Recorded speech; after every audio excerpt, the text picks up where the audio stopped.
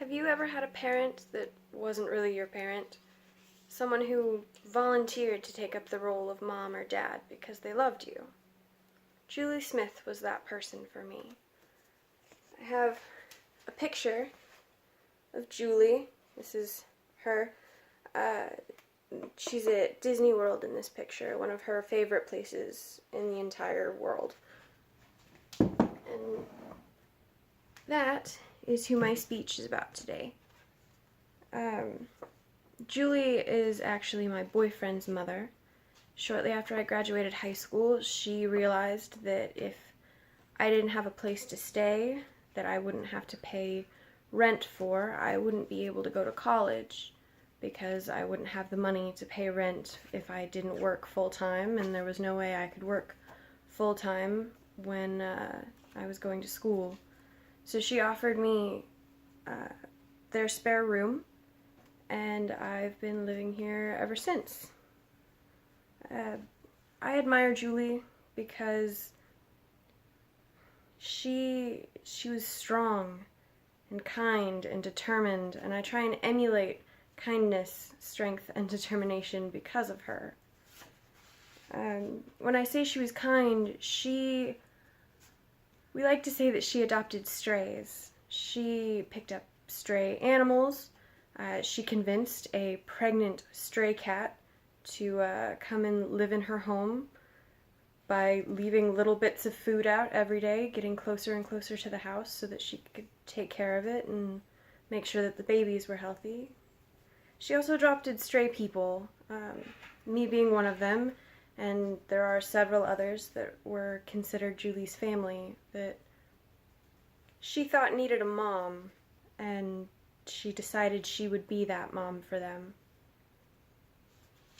She's a foster parent. She had a girl, actually the girl up here in this picture.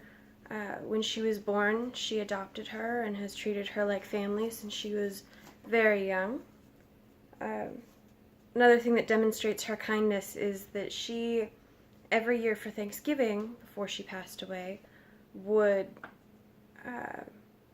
make a really large Thanksgiving dinner at the fire station, and with the help of some other parents in the area, would have a big meal there and then send out plates of Thanksgiving food to all of the first responders and police officers who worked on Thanksgiving so that they would get the chance to have a holiday meal. I also find Julie very strong.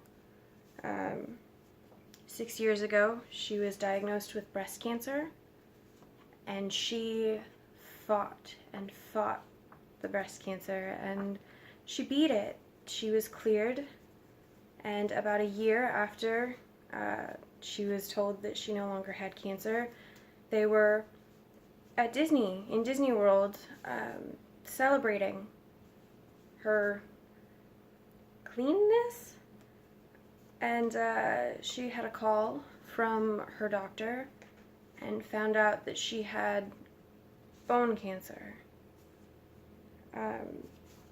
She fought until the day she died to try and beat that, and I admire that strength so much that she was able to keep going, because I feel like I personally, if I got news like that and the opportunity for me to come back from that was so small, I would give up. And she didn't do that, and she was strong until the day she passed away. I also really admire her determination. Julie loved Disney World. It was her favorite place to be. And shortly after she found out that she had cancer again, she started planning a trip to Disney World. A long trip. It was going to be a 3-week trip, and there were going to be 4 different families that came over the 3 weeks to spend time with her. And even through chemo and radiation and all the the things that she had to endure. She planned this trip. She planned our reservations. She planned what shows we were going to go see. She was determined to make everything perfect for everyone who came. And that amazes me. To not only have the strength to fight cancer with very small chances of good outcome and still be able to plan this trip, it's amazing to me. I admire this woman because she cared for me and she cared for everyone who came in her home. And most of the time, even though she was fighting cancer, everything was about her kids. Everything was about the people she adopted as her children. That's amazing to me, and I try my best every day to be the woman that I know she wanted me to be. Thank you for listening.